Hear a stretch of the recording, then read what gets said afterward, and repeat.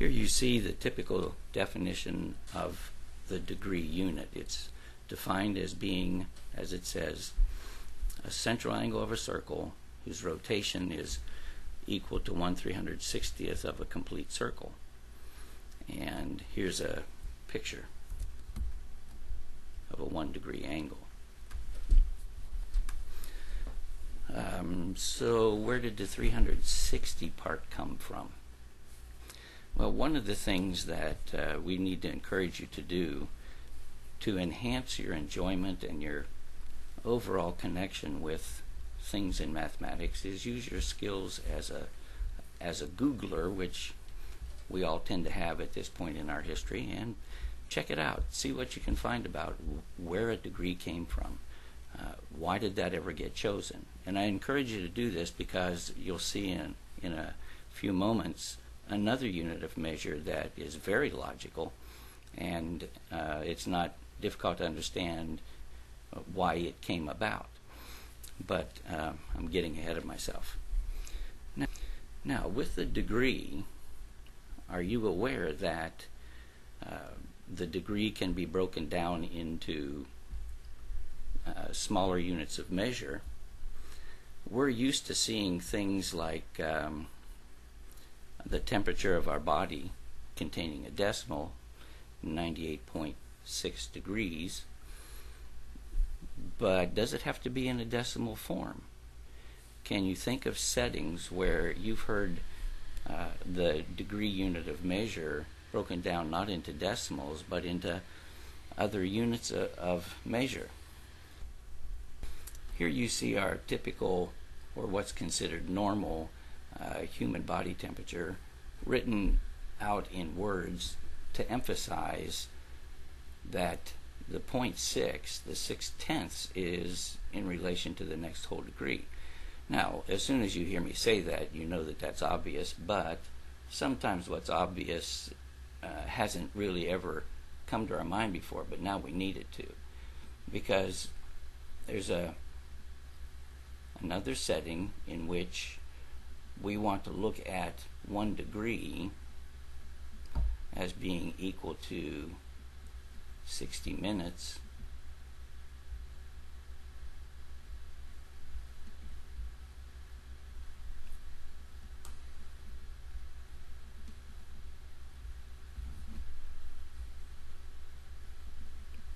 You can see that my pen seems to be moving kind of strangely today. And that word minutes we usually indicate with a single accent mark, similar to what we would do with feet. And then 1 minute is broken down into 60 seconds, and I won't spell out the seconds here, but we usually indicate that with a double slash mark like we do with inches. Those two words, minutes and seconds, come from Latin actually, and the little accents are indicative of their meaning.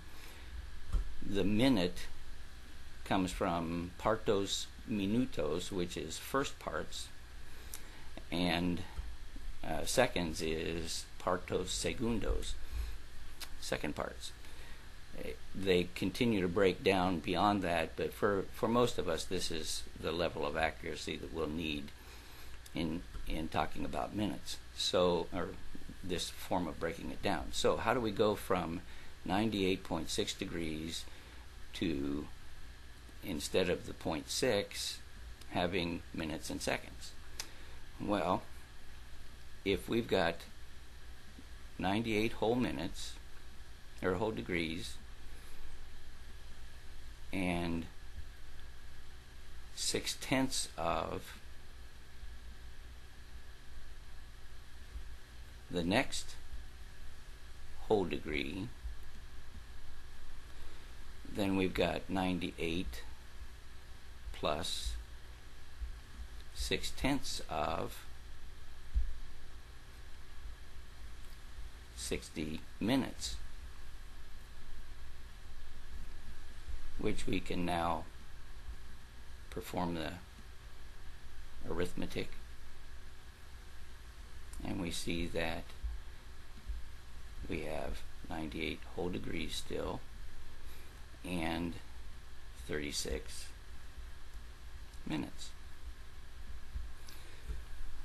If this hadn't come out to a nice number of minutes, then we would have a decimal there that would give us that decimal value of the next whole minute, and since the minute is equal to 60 seconds, then we would multiply whatever decimal times 60 seconds. And since that's the level of accuracy, we might be told to round it off to the nearest whole second, or we might just keep the decimal with it, either way. Now, having seen the minutes and seconds, there's probably some thoughts going through your mind as to where that occurs. When we talk about locations on the globe, because we've historically looked at the globe as having great circles through the two poles, as well as horizontal circles that start out at the equator as the biggest one and go north and south of the equator. What those things do is calibrate the surface of the Earth in terms of angles generated from the center of the Earth, so that it's at its heart the beginning of GPS. They didn't have buttons or something automatic to do that, but we were locating the surface of the Earth in exact measures based on degrees north latitude, degrees south latitude, degrees west longitude or east longitude, and those broke down into minutes and seconds. Let's do another example of going from decimal degree to minutes and seconds. And here's the example I want to work. We've got 10.13 degrees, which means we've got 10 whole degrees plus 0.13 times the number of minutes in the next whole degree. And since 1 degree is 60 minutes, this is what we have. So we've still got our 10 whole degrees, and when we multiply the 60 times the 0.13, we've got 7.8 minutes. Since we still have a decimal, that means we've got 10 degrees plus 7 minutes plus 8/10 of the next whole minute, which would be 8/10 of 60 seconds.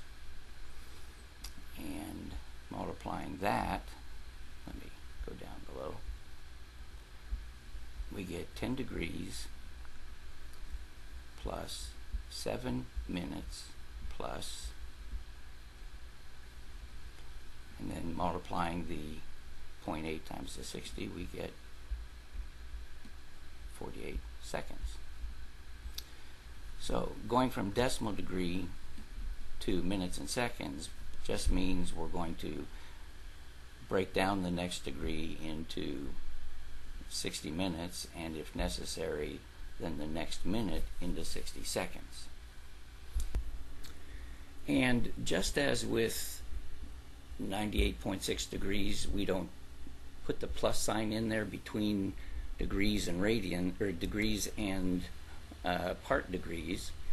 With the minutes and seconds, we don't leave the plus signs in either. So this would actually be written, once you've done your calculations, as 10 degrees, 7 minutes, and 48 seconds. Now suppose we have a degree that's already broken down into minutes and seconds, such as what we just obtained. So suppose we wanted to change 10 degrees, 7 minutes, and 48 seconds back into decimal degrees. Well, here are the relationships. I'm going to write them over here in this little box. Nice box. Well, we know that 1 degree is 60 minutes, which means we also know the reciprocal, that 1 minute is 1/60th of a degree. Similarly, we know that 1 minute is 60 seconds, so we know that 1 second is 1/60th of 1 minute. And I wrote it that way so that we could then put it in terms of a degree. So a second is 1/60th of 1/60th of a degree, or 1/3,600 degrees. So notice the minutes and seconds here with the degree, with the degree parts, are exactly like time. It's a base 60 number system, and it was used not only with time but with navigational data, breaking the degree down into minutes and seconds, and actually beyond that. But for our purposes, we just need a taste of it because it just carries on in the same pattern. So this means that if we have 7 minutes, we've got 7/60ths of the next degree.